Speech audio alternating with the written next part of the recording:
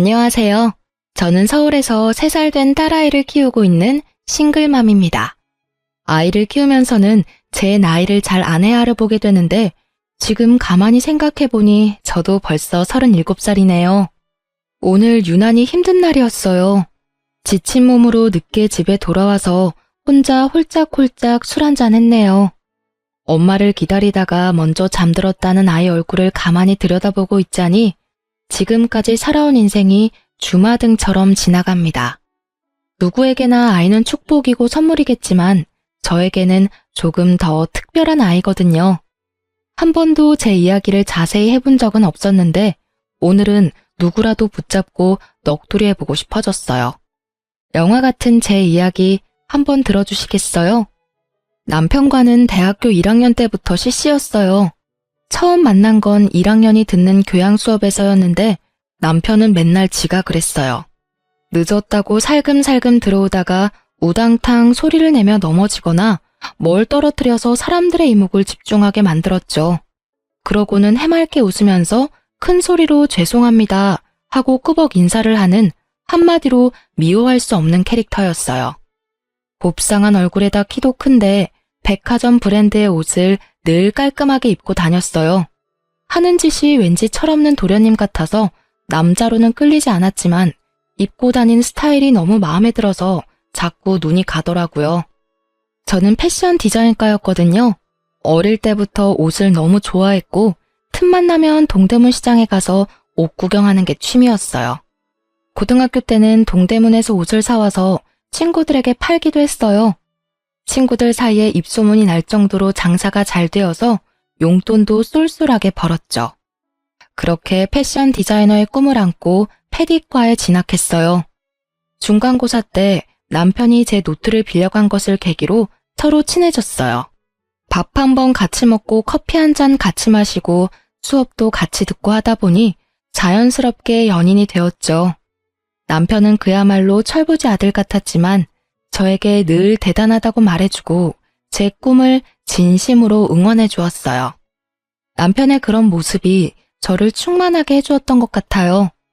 저는 대학을 졸업하자마자 대기업에 취업했지만 회사에서 하는 일은 제가 기대하는 것과는 많이 달랐어요.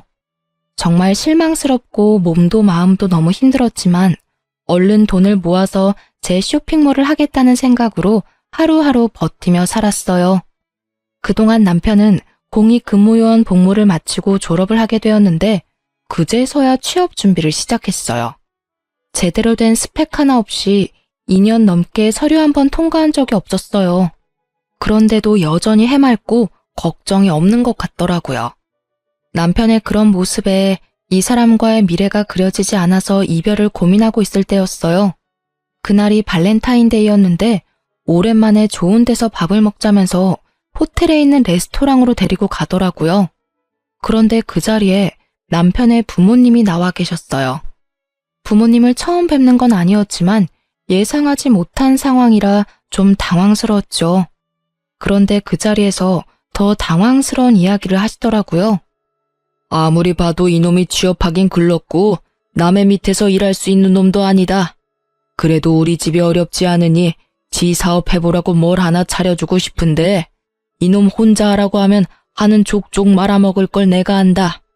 오래 지켜보니 진이 너는 내가 이놈보다는 믿을만 하겠더라. 이 양반이 너희 사업 자금을 대주시겠단다.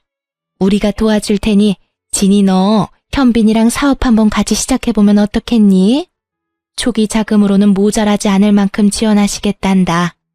너희가 이만큼만 나왔는데 더 미룰 것 뭐가 있니? 그냥 너희 결혼해라. 예물 예단 이런 헐에 생략하고 소박하게 가족들만 모여 시골리고 현빈이 아파트에서 같이 살면서 너희 둘 사업 한번 같이 해봐라.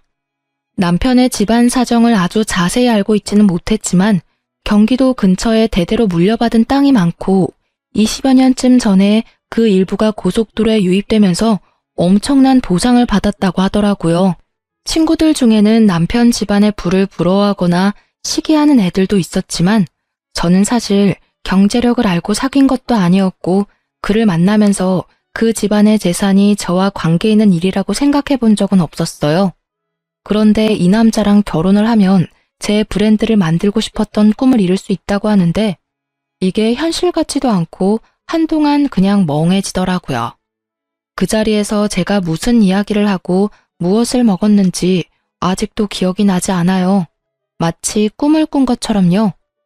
이렇게 사업을 할 수 있는 기회는 제 인생에서 두 번 다시 오지 않을 것 같아서 솔직히 붙잡고 싶긴 했는데 꼭 돈 때문에 결혼하는 것 같아 제가 너무 속물 같더라고요. 그래도 저희 부모님도 동의하시고 친한 친구들도 저를 지지해 주었어요. 너무 갑작스럽고 둘 다 아직 어리긴 하지만 너희는 가장 순수할 때 만나서 6년이나 만난 사이잖아. 그만큼 오래 연애했으니 결혼하는 게 당연하지. 그런가? 나 돈 때문에 결혼하는 거 아니겠지? 그럼 절대 돈 때문에 결혼하는 건 아니지. 이런 기회도 아무에게나 오는 게 아니야. 이런 기회를 제안받은 것도 네 복인 거야. 정말 감사하게 받아서 현빈이랑 같이 사업 잘해봐. 그 다음에 다 갚아드리면 되지. 안 그래? 그렇게 우리는 결혼하게 되었고 작은 사무실을 하나 얻어 인터넷 쇼핑몰을 시작했습니다. 고등학교 때부터 사입하던 실력으로 예쁜 디자인을 독점으로 잘 뽑아왔고 제가 직접 디자인한 자체 제작 상품들도 판매했어요. 오랜 시간 꿈꿔온 일이었기 때문에 밤낮 없이 일해도 힘든 줄 몰랐어요. 남편은 명목상 대표였지만 역시 사업에는 크게 관심이 없었어요. 그나마 다행인 건 그래도 제가 하자는 대로 군소리 없이 따라준다는 것이었죠. 온라인 마켓으로 시작해서 2년 만에 오프라인 매장도 열게 되었는데 그런 과정에서 부동산에 대해 좀 공부를 하게 되었어요.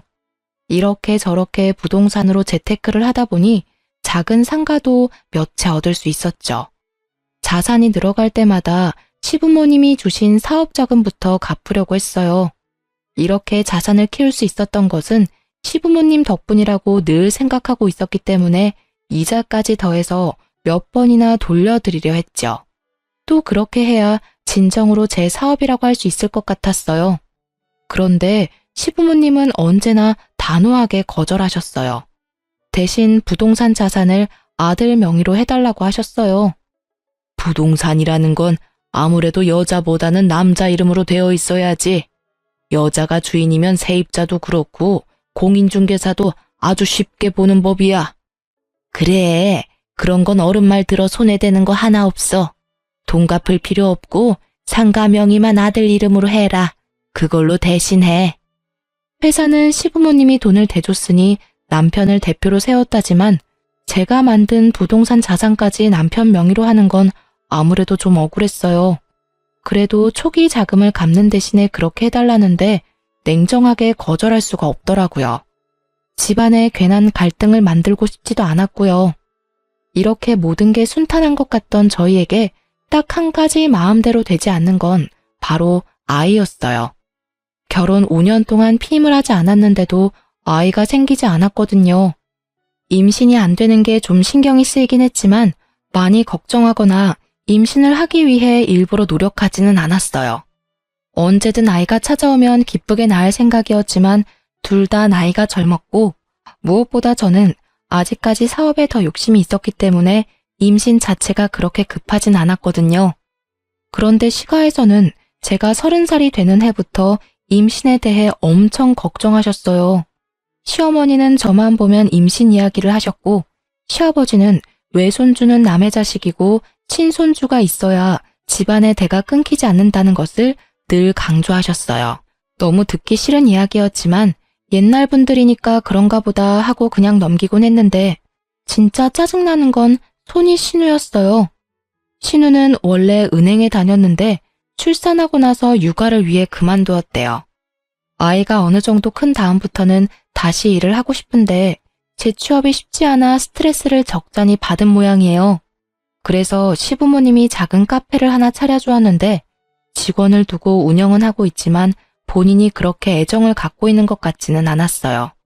제가 보기에는 카페에서 일하는 것보다 뭔가 더 폼나는 일을 하고 싶은 것 같더라고요.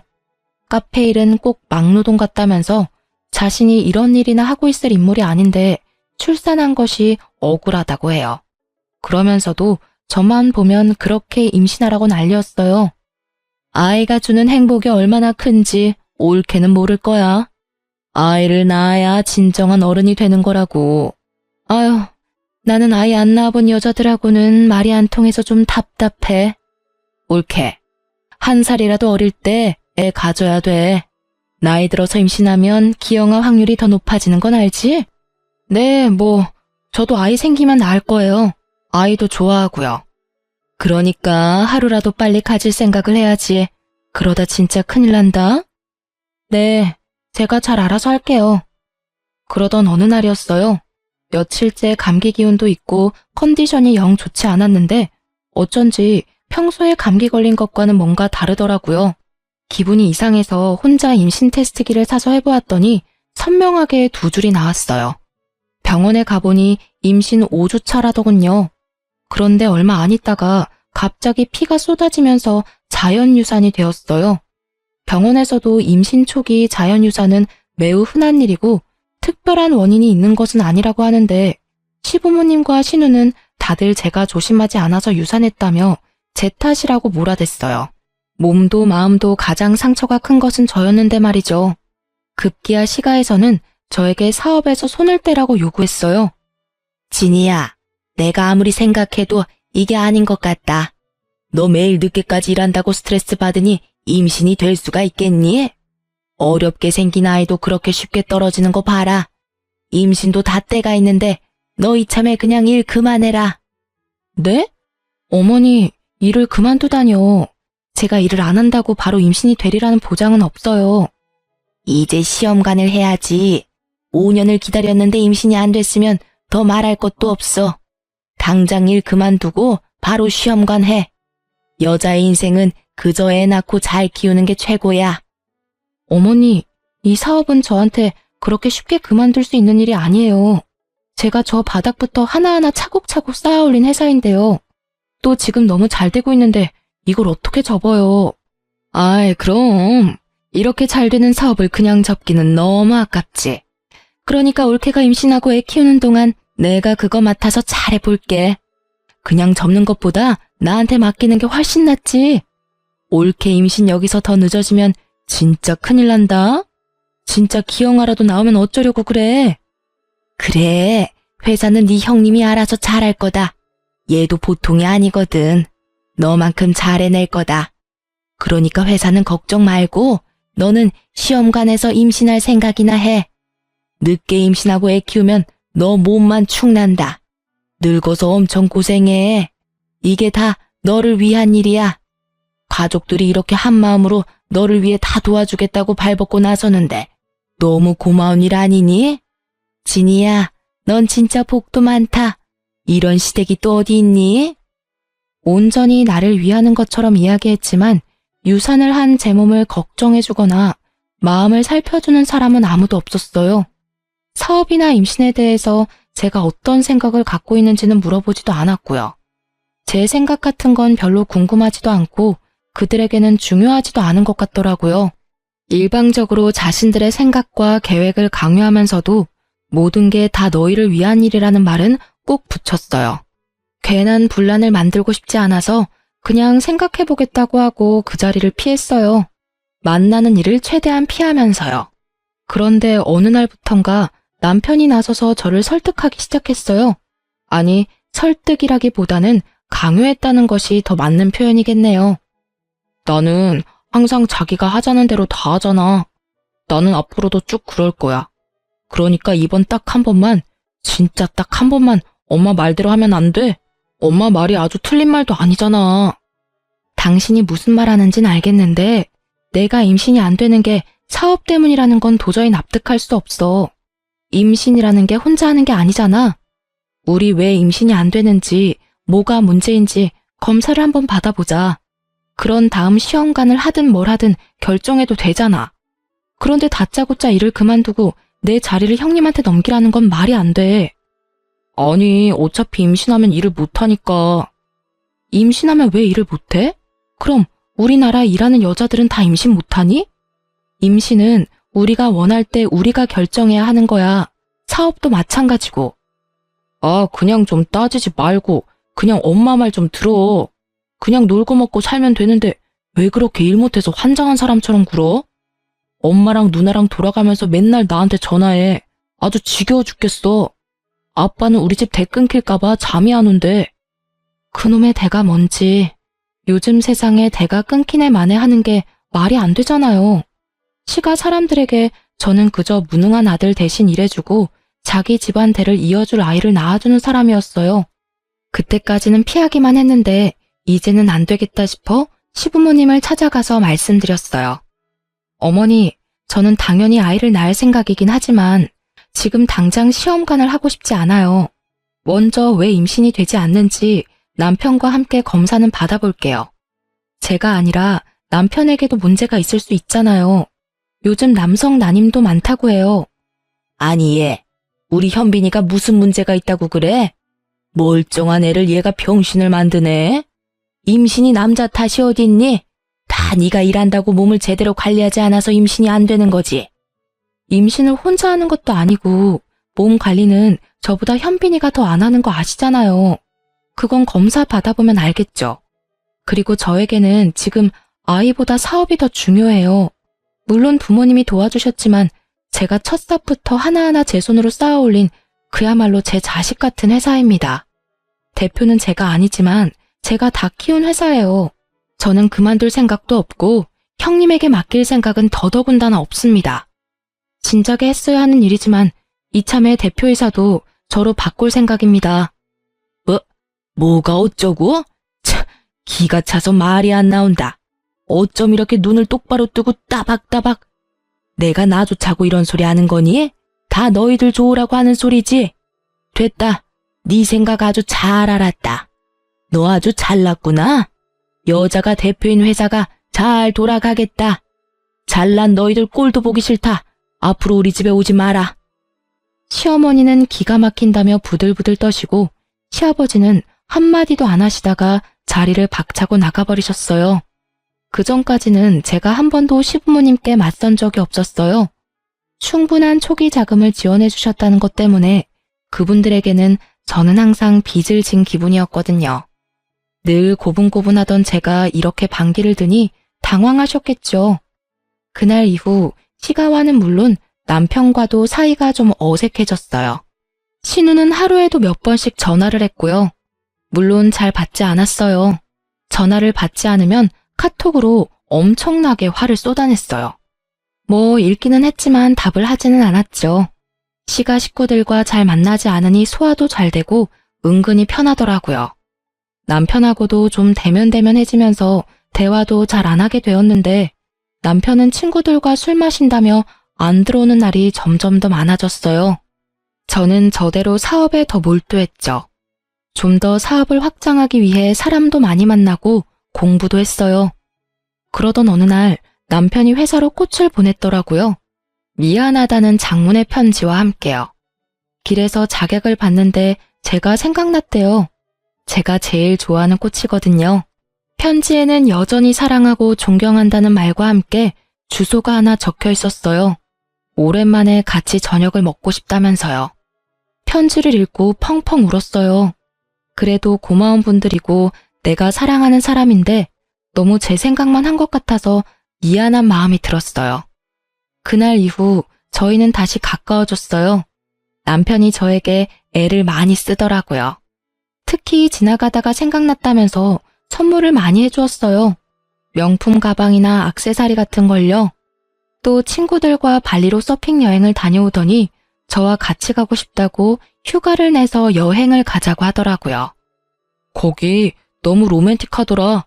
남자놈들하고는 바에서 술 마시고 서핑하는 것밖에 안 했지만 자기랑 같이 가면 수영도 하고 마사지도 받고 시장도 가고 너무 재밌게 보낼 수 있을 것 같아.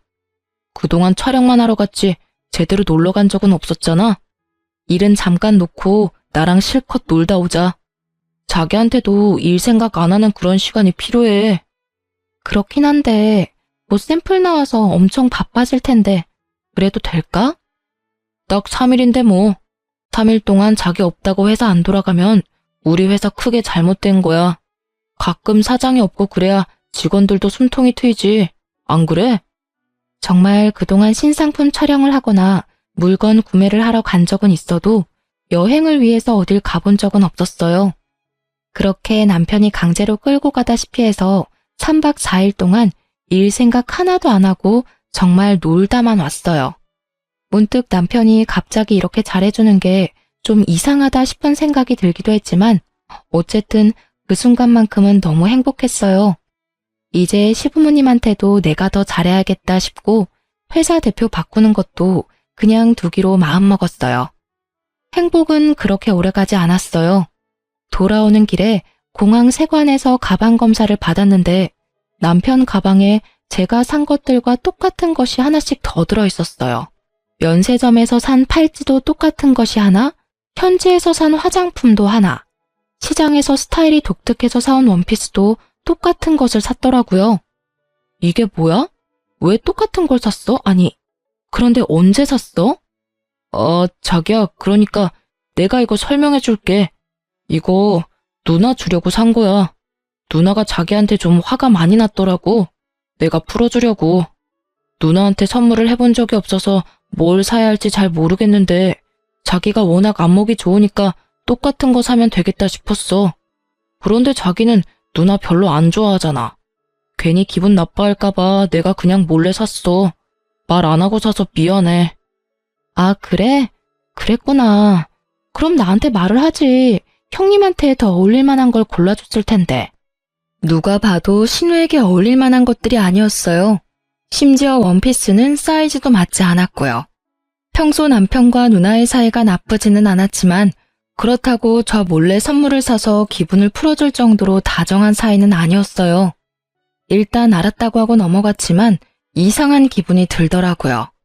저 말이 안 되는 거짓말 뒤에는 누나가 아닌 다른 여자가 숨겨져 있을 것만 같은 직감이요. 남편은 저에게 더 애를 쓰더라고요. 선물 공세에 이어 술이 얼큰하게 취해 들어와서는 괜히 마사지도 해주고 생전 안 하던 집안일도 자기가 한다고 까불다가 엉망진창을 만들어 놓았어요. 이런 남편의 노력이 어쩐지 순수하게 느껴지지 않았어요. 뭔가 더 있을 것 같은 심증은 있지만 확증이 없으니 제가 괜히 이상한 의심을 하는 건 아닌지 혼란스럽기도 했고요. 그러던 어느 날 제 차가 리콜이 되어 남편 차를 잠깐 쓰게 되었어요. 우연히 남편 차의 글로브 박스를 열었는데 거기에 못 보던 핸드폰이 하나 들어있더라고요. 손에 들고 잠시 고민을 하다가 전원을 켜보았어요. 그야말로 판도라의 상자를 열게 된 거죠.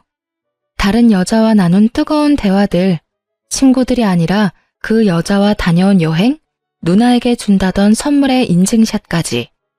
남편의 외도를 너무나도 적나라하게 내 눈으로 확인했어요. 남자가 바람을 피면 오히려 집에 와서 잘해준다고 하더니 그 모든 것이 바람 피면서 저에게 쇼한 것이더라고요. 그날 밤에도 술을 마시고 늦게 들어왔는데 한 손에 꽃다발을 사들고 왔더라고요. 꽃다발 따위 쓰레기통에 처박고 싶은 심정이었지만 일단 물 한 잔 떠주고 이야기 좀 하자고 했어요. 왜? 무슨 일 있어? 얼굴이 왜 그래? 어디 아파? 병원 갈까? 저는 말없이 차에 있던 핸드폰을 내밀었어요. 남편의 눈이 2배는 커지더라고요. 이거 어떻게 자기가... 아니, 이거 내 거 아닌데? 이거 뭐야? 다 봤어. 그동안 쇼하느라 엄청 힘들었겠다. 발리에서 산 선물들 누나 준다더니 내가 아는 누나가 아니던데? 형님이 알면 서운하겠다. 남편은 어쩔 줄 모르고 동공이 마구 흔들리더니 갑자기 핸드폰을 집어던지고 골프채를 들어 물건을 때려 부셨어요. 왜 남의 물건에 허락도 없이 손을 대고 난리야. 아무리 부부라도 프라이버시가 있는 거 아니야? 내가 너 이래서 너랑 사는 게 정말 숨 막혀. 너 나 무시하잖아. 너 우리 엄마 말도 안 듣고 누나 전화도 안 받고. 내가 둘한테 얼마나 시달리는 줄 알아? 너는 너무 너 혼자 잘났어. 잘난 너랑 사는 거 나 진짜 힘들어. 오, 그래? 그랬구나. 나는 나만 너랑 사는 게 힘든 줄 알았는데 너도 그랬다니 다행이다. 이제 그만 살면 되겠네. 이렇게 마음이 잘 맞을 줄이야. 남편도 그랬지만 시가에서도 남편이 바람핀 것은 모두 제 탓이라고 하더라고요. 제가 남편과 시가를 무시하고 그놈의 임신도 하지 않았기 때문이라고요. 저는 그 길로 짐을 정리하여 집을 나왔고 남편의 외도를 사유로 이혼 소송을 냈어요. 부동산 자산은 남편 명의로 되어 있지만 제가 전적으로 형성한 것이니 제가 가져올 수 있도록 재산 분할을 청구했죠. 굳게 마음을 먹고 준비를 단단히 했지만 제대로 싸워보지도 못하고 허탈하게 끝이 났어요. 이혼 소송을 낸 지 한 달도 채 되지 않았을 때 남편이 새벽에 만취한 상태로 무단횡단을 하다가 교통사고를 당했거든요. 병원으로 옮겨져 3일 동안 의식이 없다가 결국 세상을 떠났어요. 정말 믿기지 않는 일이었죠. 시가에서는 이번에도 저 때문에 남편이 죽었다고 몰아세웠어요.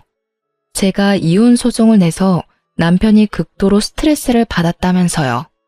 남편은 여자하기 나름인데 한 번쯤 용서하고 다독이지 못한 제가 천하의 나쁜 년이라며 원망했고 너도 벼락 맞아서 죽으라면서 저주하고 갖은 욕설을 퍼부었어요. 시어머니에게 뺨을 얻어맞기도 하고 머리카락을 뜯기기도 했어요. 남편의 사망은 저에게도 충격이었어요. 이혼의 귀책은 남편에게 있었지만 정말로 제가 소송을 낸 것 때문에 남편이 죽었다는 생각에 엄청난 죄책감이 들었어요. 그래서 욕하면 욕하는 대로, 때리면 때리는 대로 그냥 당하고 있었어요. 그들 말이 다 맞는 것 같더라고요. 그냥 이들 앞에서 내가 죽어버리면 이들에게 좀 위로가 될까? 그렇게 하면 내 죄를 용서받을 수 있지 않을까 하는 생각도 해봤고요. 시가 식구들은 저를 장례식장에 들어오지도 못하게 했어요. 그래도 저는 차마 장례식장을 떠날 수가 없어서 3일 내내 장례식장 밖에서 앉아 울고 있었어요. 장례식장 밖에서 울고 있는 저를 찾아오는 사람은 손이 신우밖에 없었어요.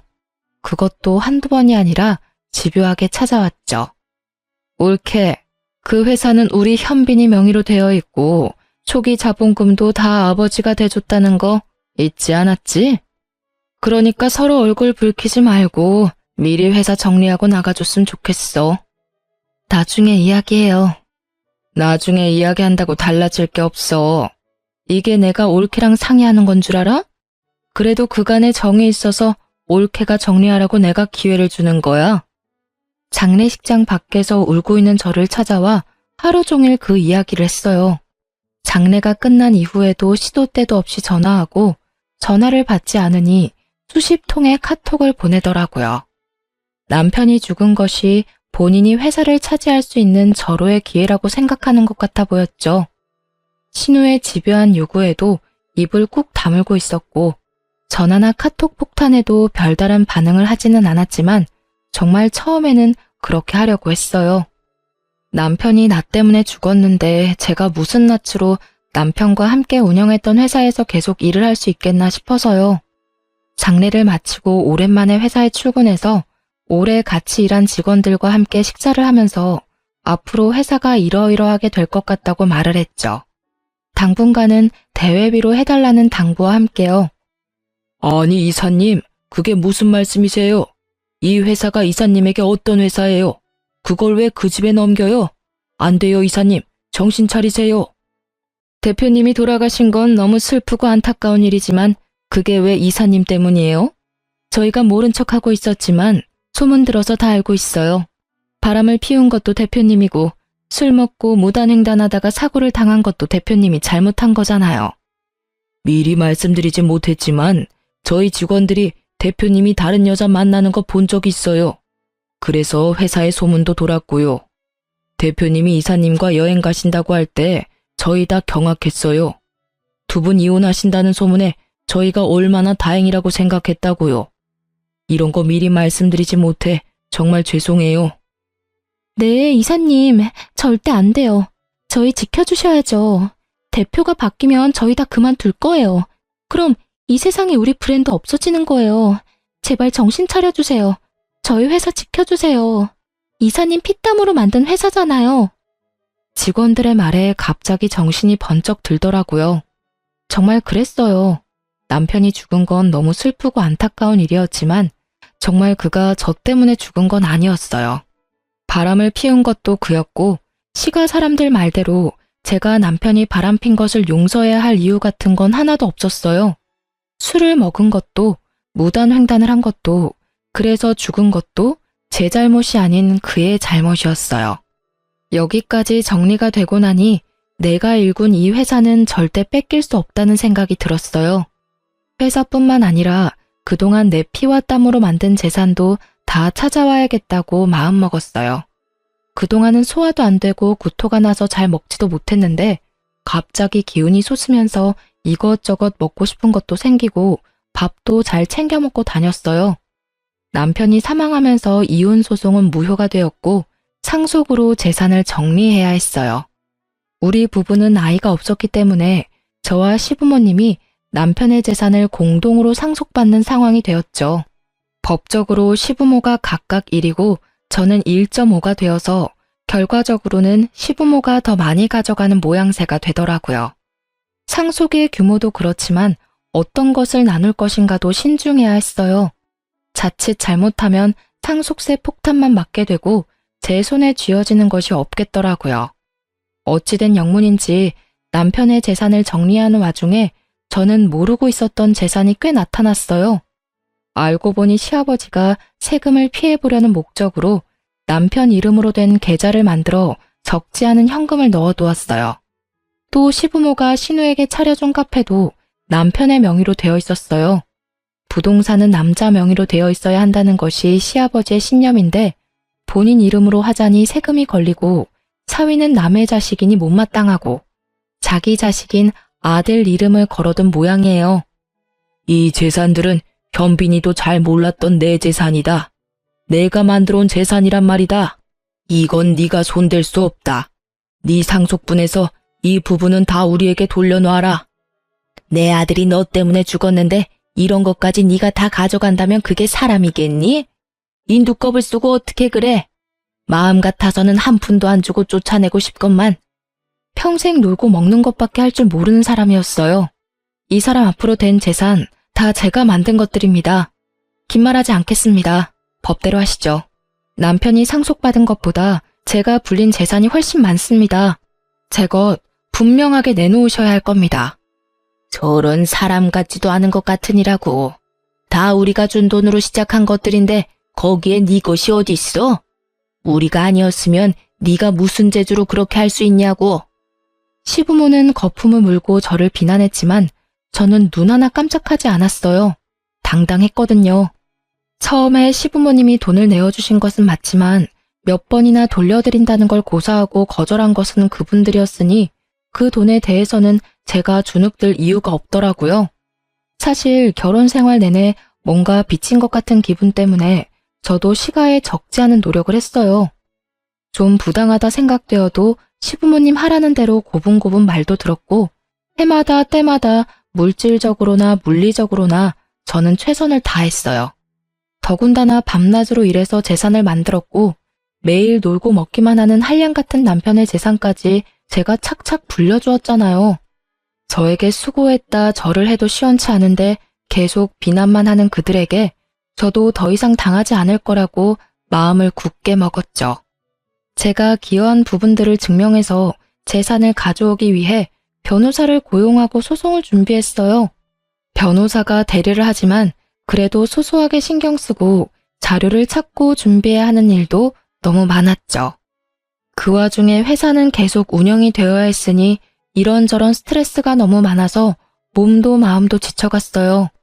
회사 하나만 지키고 나머지는 다 포기하고 싶은 생각이 들다가도 욕먹고 머리채 잡히고 얻어맞고 있던 순간들을 생각하면 바늘 쌈지 하나라도 더 빼앗아 오고 싶은 오기가 생기더라고요. 그야말로 악으로 깡으로 버텨가던 어느 날, 그날따라 유난히 피곤해서 아침에 일어나기가 너무 힘들었어요. 그래도 억지로 몸을 일으켜 회사에 출근한 것까지는 기억나는데 나중에 들어보니 제가 사무실 앞에서 쓰러졌다고 하더라고요. 직원들이 구급차를 불러 응급실로 옮겼다고 해요. 응급실에서 눈을 떠서 이게 무슨 상황인지도 파악이 잘 안 되는 와중에 의사에게 또 엄청난 이야기를 듣게 되었죠. 환자분, 이제 정신이 좀 드시나요? 임신 중이셔서 저희가 바로 약을 쓰지는 못했습니다. 큰 이상이 있는 건 아니고 과로로 의식을 잠시 잃으신 거라 수액 처치를 해드렸습니다. 나머지 수액 다 맞으실 때까지 좀 쉬시면 회복되실 겁니다. 다행히 아기에게는 전혀 지장이 없습니다. 그래도 임신 중에는 너무 과로하지 않으셔야 해요. 네? 지금 뭐라고? 아기? 임신이요? 제가 임신을 했다고요? 아니, 임신한 걸 지금까지 모르셨어요? 아이가 꽤 많이 컸던데요. 입덧도 있고 컨디션이 아무래도 달랐을 텐데요. 암튼 곧 산부인과 선생님 내려오실 거예요. 초음파 확인하시고 말씀도 들어보세요. 벌써 15주 정도가 되었다네요. 대충 따져보니 남편과 사이가 좋아졌을 때 생긴 아이였어요. 그동안 몸이 피곤하고 스트레스가 많아서 소화도 안 되고 입맛이 없는 줄만 알았어요. 평소에는 잘 먹지도 않던 복숭아가 먹고 싶어서 백화점을 2군데나 찾아다닌 날도 있었는데 그것도 스트레스 때문이라고만 생각했어요. 그러고 보니 허리선이 좀 둥실해지기도 한 것 같고 생리도 안 한 지 오래된 것 같은데 그동안은 정말 이것저것 신경 쓰고 여기저기 쫓아다니느라 저에게 관심을 두지 못했거든요. 몸 안팎으로 일어나는 변화에 대해서 미처 알아차리지 못했어요. 처음에는 정말 하늘이 무너지는 기분이었어요. 아이라니. 그동안 그렇게 기다리고 원할 때는 생기지도 않더니 왜 지금 이 시점에 아이가 생겼을까 싶어 하늘이 원망스러웠어요. 더군다나 남편은 죽었는데 아빠 없는 아이를 혼자 키운다는 게 자신도 없고 막막하기만 하더라고요. 아이는 이미 많이 큰 상태라 낙태도 어려운 상황이었고요. 처음으로 회사에 긴 휴가를 내고 며칠 밤낮을 집에서 울기만 했어요. 그날도 밤새 울다 지쳐서 늦게까지 침대에 누워 있었어요. 갑자기 제 배에서 뭔가 움직이는 느낌이 들더라고요. 잠옷을 걷고 가만히 배를 살펴보니 한 번씩 볼록볼록 튀어나오기도 하고 또 부르르 떨리기도 했어요. 그게 태동이더라고요. 아, 그때의 기분이란 정말 말로 표현할 수가 없었어요. 너무 신기하기도 하고 귀엽기도 하고. 한참을 크크 웃으면서 손가락으로 아기의 움직임을 따라다녔어요. 아기가 온몸으로 저에게 이야기하는 것 같았어요. 엄마, 나 여기 있다고. 엄마랑 잘 살고 싶다고. 엄마는 아기가 있는 줄도 모르고 여기저기 치이면서 전쟁을 하고 있었는데 그 와중에 혼자서 건강하게 제 뱃속에서 자라왔다고 생각하니 너무나도 아기가 대견해서 눈물이 쏟아졌어요. 지금까지보다 더 큰 소리로 엉엉 목 놓아 울었어요. 아기에게는 한없이 부끄러운 못난 엄마였지만 저 배꼽 아래서부터 단단하게 힘이 들어왔어요. 이제 더 이상 울지 않아도 될 것 같았어요. 세상에서 제일 강한 사람이 된 것 같았거든요. 우리 아기, 엄마에게 와줘서 고마워. 엄마가 널 지켜줄게. 엄마랑 행복하게 살자. 라고 속으로 다짐했죠. 뱃속의 아이는 딸이었어요. 우리 딸의 존재가 밝혀지면서 거짓말처럼 그 복잡한 싸움들이 다 해결되었어요. 직계 가족이 생겨서 남편의 재산은 뱃속의 아이와 제가 100% 상속하게 되어 시부모와 지리멸렬하게 싸울 필요가 없어졌어요. 저는 그저 잘 먹고 마음 편안하게 지내면서 아이가 건강하게 태어날 수 있도록 지켜주기만 하면 되었어요. 그렇게 임신 타령을 하던 시가 식구들은 제가 임신했다는 소식에 얼굴이 하얗게 질리더라고요. 물론 이번에도 신우가 쌍심지를 들고 나서긴 했죠. 그렇게 안 생기던 아이가 갑자기 생겼다고? 그거 현빈이 아이가 아닐 수도 있잖아. 네가 바람 폈을지 누가 알아? 친자 확인해야지. 좋아요. 친자 확인해드리죠. 하지만 여기까지예요. 저는 더 이상 여러분들의 그 어떤 요구에도 응하지 않을 겁니다. 이제 남편이 없으니 서로 얽히지 말고 각자의 인생 잘 살아가는 것으로 해요. 그게 무슨 말도 안 되는 소리니? 엄연히 우리 손주가 있는데 핏줄이 끊어질 수 있는 줄 아니? 지금 제가 동의를 구하는 줄 아세요? 나머지 모든 절차는 각자 변호사와 해결하기로 하죠. 양수 검사를 통해 친자임을 확인했어요. 신우가 늘 그렇게 걱정하던 기영아 검사도 함께 했네요. 선천적인 유전자 이상 없이 아주 건강하다는 것과 99.9% 친자라는 당연한 결과서는 변호사를 통해 전달했어요. 아이와 친정 부모님과 함께 살 집을 새로 구했어요. 좀 더 넓고 마당도 있어 아이가 뛰어놀 수 있는 곳으로요. 이사도 하고 집도 꾸미느라 몸은 힘들었지만 아이를 만나고 함께 살 생각에 하루하루 설레고 신이 났어요. 아이를 출산하는 병원도 조리원도 시가에는 절대 알려주지 않았죠. 저를 남편 장례식에도 못 오게 한 것처럼 한 번만 아이를 보고 싶다고 간절히 부탁하더라도 변호사의 전원에도 절대 응하지 않았어요. 어차피 남편이 없으면 남인 사람들인데 더 보고 살 이유가 있나요? 아, 남편 명의로 되어 있던 신우의 카페는 법에 따라 제가 상속받았고 바로 팔아 처분한 다음 상속세 내는데 보태었어요.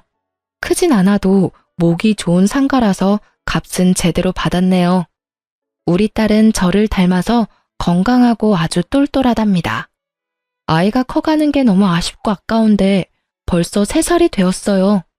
밥도 잘 먹고 말도 얼마나 잘하는지 하루 종일 아이가 종알대는 소리가 끊이지 않는답니다. 덕분에 어른들의 얼굴에는 항상 웃음꽃이 피어있죠. 저희 회사에는 아동복 라인이 새로 런칭되었어요. 딸을 생각하며 제가 직접 만드는 옷이니만큼 시장에서도 반응이 아주 좋답니다. 디자이너 딸답게 패션에 민감하고 까다로워서 신제품을 출시하기 전에는 꼭 딸에게 승인을 받아야 해요. 그러다 보니 저희 회사에서 제일 공을 들이고 있는 것이 아동복이 되었답니다. 이렇게 최선을 다해 키우고 있지만 한 번씩 아빠가 없는 것에 대해 아이가 어떻게 받아들이게 될지를 생각하면 가슴이 먹먹해지곤 한답니다. 아이가 어린이집을 다니기 시작하면서 아빠에 대해 물어볼 때가 많아졌거든요. 처음에는 아빠가 뭐냐고 물어보더니 그 다음부터는 우리 집은 왜 아빠가 없는지, 아빠가 어디 갔는지, 아빠는 어떻게 생겼는지 등등 물어보더라고요. 아빠는 하늘나라에 있는데 거긴 멋있고 좋은 사람들이 가는 곳이라고, 거기서 언제나 우리를 지켜보고 있다고 이야기해 주었어요. 아빠의 사진도 보여주고 결혼식 비디오도 보여주었어요. 아이가 커가면서 아빠의 죽음과 우리 집의 상황을 건강하게 이해하고 받아들일 수 있도록 도와주는 것이 저의 숙제겠죠. 그래도 정말 우리 딸은요, 열심히 살아온 저에게 하늘이 준 선물이에요. 남편에 대해서는 아직도 분노와 원망이 더 크고 남편의 부재가 너무 크게 느껴져서 뼛속까지 외로운 날도 있지만 우리 딸은 그가 마지막으로 저에게 준 선물이라고 생각하고 있어요. 그가 준 수많은 선물 중에서 제일 마음에 드는 소중한 선물이요. 우리 딸 진짜 저에게 특별한 아이죠? 혼자서 아이를 키우며 일하는 것이 쉽지만은 않지만 저 열심히 그리고 씩씩하게 살아갈 겁니다. 그래서 우리 딸 보란 듯이 잘 키울 거예요. 여러분, 저 응원해 주실 거죠? 지금까지 제 사연 들어주셔서 감사합니다.